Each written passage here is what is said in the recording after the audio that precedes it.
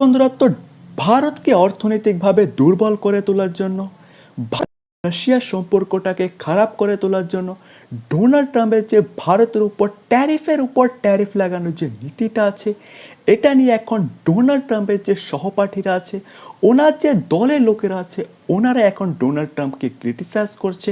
ওনারা ডাইরেক্টলি বলছে যে ডোনাল্ড ট্রাম্পের এই নীতির কারণে ভারত, চীন আর রাশিয়া তিনটি মহাশক্তি একত্রিত হতে পারে।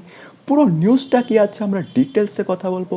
নাও ইনি হচ্ছেন ইউএসের ফর্মার এনএসএ জন বল্টন। মানে আমাদের দেশের মধ্যে যেমন এনএসএ আছে অজিত দোভাল, রিসেন্টলি উনি গিয়েছিলেন রাশিয়াতে ভারত আর রাশিয়ার সম্পর্কটাকে আরও মজবুত করে তোলার জন্য।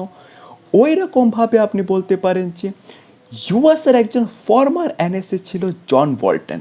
নাও রিসেন্টলি উনি একটা ইন্টারভিউ দিয়েছেন সিএনএনের মধ্যে, যেখানে উনি ডাইরেক্টলি বলেছেন যে ডোনাল্ড ট্রাম্পের যে ট্যারিফের নীতিগুলি, এটার একটা বিপরীত ফলন ওনাকে দেখতে পেতে পারি। যেখানে উনি ডাইরেক্টলি বলেছেন যে বাণিজ্যের ক্ষেত্রে ভারতের যে চীনকে যে ডোনাল্ড ট্রাম্প সমর্থন করে যাচ্ছে, এটা ডোনাল্ড ট্রাম্পের একটা বিরাট ভুল। তার সাথে সাথে আমেরিকাকে নাকি এটার একটা সম্পূর্ণ বিপরীত ফলন দেখতে পেতে পারে।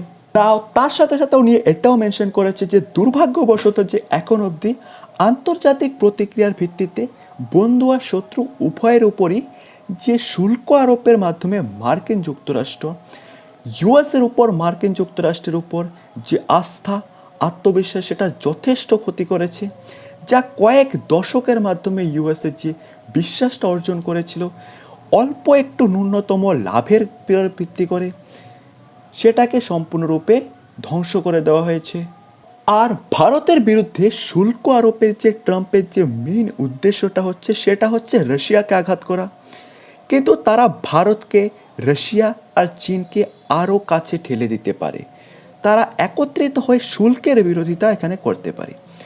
আর চীনের উপর ইউএসের ট্রাম্পের যে একটা পক্ষপাতিত্ব রয়েছে, সেটার নিউজের ক্ষেত্রে তিনি বলেছেন যে চীনেদের প্রতি ট্রাম্পের নমনীয় মনোভাব আর ভারতের উপর কঠোর শুল্ক আরোপ ভারতকে রাশিয়া ও চীনের থেকে দূরে সরিয়ে আনার জন্য কয়েক দশকের মার্কিন যুক্তরাষ্ট্রের প্রচেষ্টাকেও এটা বিপন্ন করে দিতে পারে। মানে বলছে যে মার্কিন যুক্তরাষ্ট্র যে কয়েক দশক ধরে চেষ্টা করে যাচ্ছে ভারতকে রাশিয়া ও চীনের থেকে দূরে সরিয়ে আনার জন্য, ট্রাম্পের এই নীতিগুলির কারণে তারা তিনজন একত্রিত হয়ে তিনটি মহাশক্তি একত্রিত হতে পারে, যেটা ট্রাম্পের জন্য একটা ভয়াবহ বিপরীত প্রতিক্রিয়া আমরা দেখতে পেতে পারি।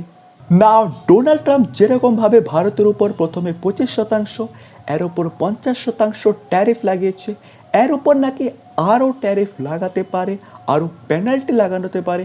এই সকল জিনিসের উপর ভিত্তি করে ডোনাল্ড ট্রাম্পকে রিপ্লাই দিতে হবে। পিএম মোদি বলেছেন যে আমাদের কাছে আমাদের কৃষকের স্বার্থটাই সর্বোচ্চ অগ্রাধিকার। ভারত কখনোই কৃষক, জেলে আর দুগ্ধ চাষিদের স্বার্থের সাথে আফসোস করবে না। আমি ব্যক্তিগতভাবে জানি এর জন্য আমাদেরকে অনেক মূল্য দিতে হবে, তবে আমি এর জন্য প্রস্তুত। আসলে ডোনাল্ড ট্রাম্প চাইছে ভারতীয় বাজারে যে কৃষি সামগ্রী, দুগ্ধ সামগ্রী, এই সকল জিনিসের মধ্যে ইউএসের যে জেনেটিক্যালি মডিফাইড যে প্রোডাক্টগুলি আছে, এগুলি ভারতীয় বাজারে ইম্পোর্ট করার জন্য, যার ফলে ভারতের যে কৃষক, জেলে, দুগ্ধ চাষি আছে, তাদের ব্যবসার ক্ষেত্রে অনেকটা ক্ষতি হতে আমরা দেখতে পেতে পারি। সেই জন্য ভারতের চাষিদেরকে, জেলেদেরকে আর দুগ্ধ চাষিদেরকে শক্ত করে তোলার জন্য, স্বাবলম্বী করে তোলার জন্য পিএম মোদি ডাইরেক্টলি বলে দিয়েছে যে ইউএসের যে জেনেটিক্যালি মডিফাইড প্রোডাক্টগুলি আছে, সেগুলি ভারতীয় বাজারে ইম্পোর্ট করা চলবে না।